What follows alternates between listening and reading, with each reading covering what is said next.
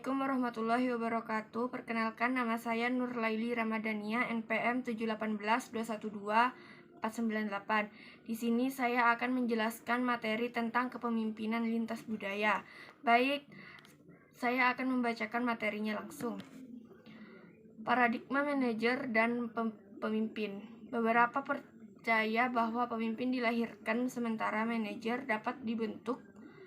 Manajer mungkin memberi kepemimpinan dan pemimpin bisa melakukan fungsi manajemen, tetapi manajer tidak melakukan fungsi unik dari pemimpin. Manajer seringkali fokus pada pencapaian tujuan dengan menguasai banyak informasi dan memprioritaskan keuangan, sementara pemimpin bekerja untuk mendapatkan orang yang tepat di posisi yang tepat dan memotivasinya, sementara urusan keuangan menjadi hal yang sekunder.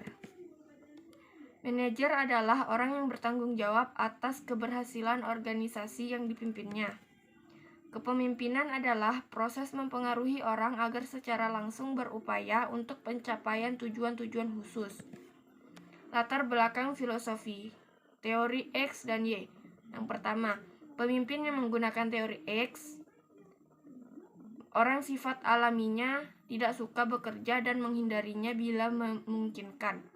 Pekerja memiliki ambisi rendah, mencoba untuk menghindari tanggung jawab dan suka diperintah. Kebutuhan utama pekerja adalah keselamatan kerja. Agar mereka mencapai sasaran organisasi, perlu digunakan paksaan, pengendalian, dan pemberlakuan hukuman. 2. Pemimpin yang menggunakan teori Y. Usaha yang dikeluarkan secara fisik dan mental pekerja adalah alami pada semua orang, sebagaimana istirahat dan bermain. Pengendalian eksternal dan hukuman bukan merupakan cara agar orang bekerja memenuhi sasaran organisasi. Orang melaksanakan usaha pencapaian tujuan karena adanya dorongan dari dalam diri mereka sendiri. Komitmen untuk mencapai tujuan ditentukan oleh reward dan hasil usahanya.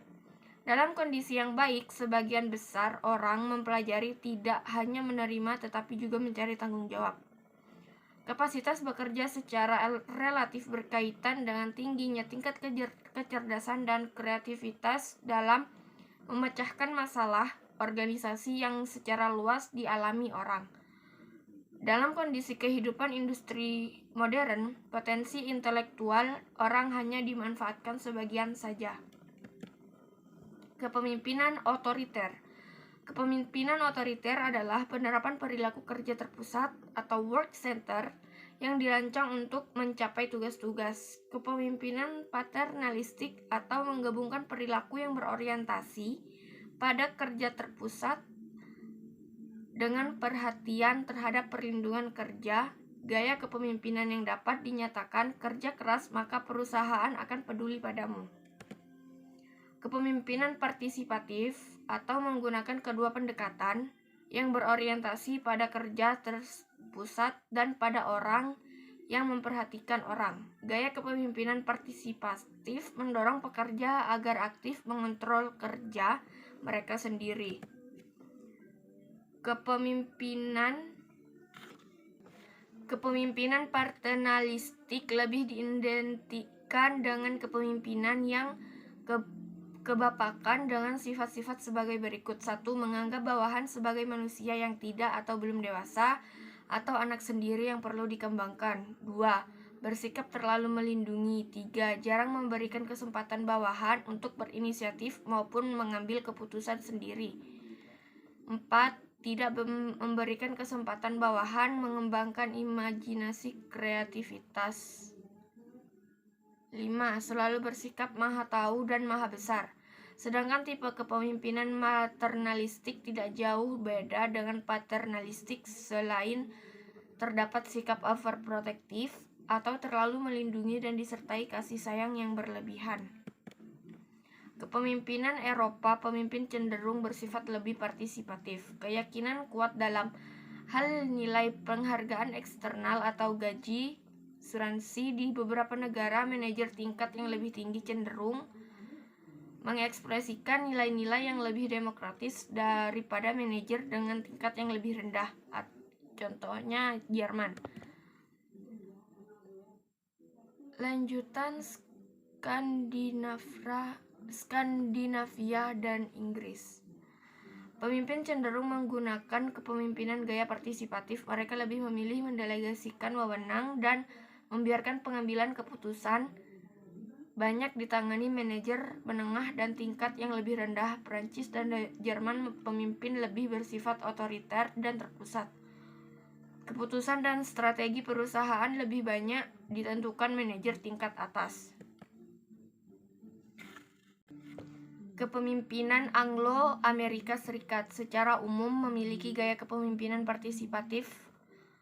Pengambilan keputusan dan pendelegasian wewenang lebih bersifat demokratis. Manajer Amerika Serikat biasanya berorientasi kepada pengurangan keanekaragaman atau variety reduction, pembatasan ketidakpastian, dan memfokuskan tindakan pada sejumlah alternatif.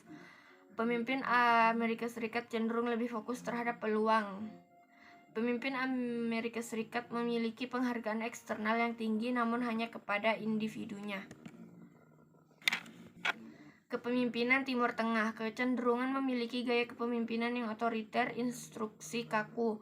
Pemimpin sering memberikan arahan dalam setiap operasi pengerjaan. Keputusan diambil pada tingkat manajemen tertinggi. Pemimpin cenderung memilih posisi-posisi penting ditempati oleh sahabat karib atau orang yang jelas asal-usulnya. Interaksi pemimpin dan manajer menengah serta bawahan banyak dipengaruhi oleh status sosial, kekuasaan, dan pengaruh kekeluargaan. Pemimpin cenderung enggan mengambil resiko tinggi.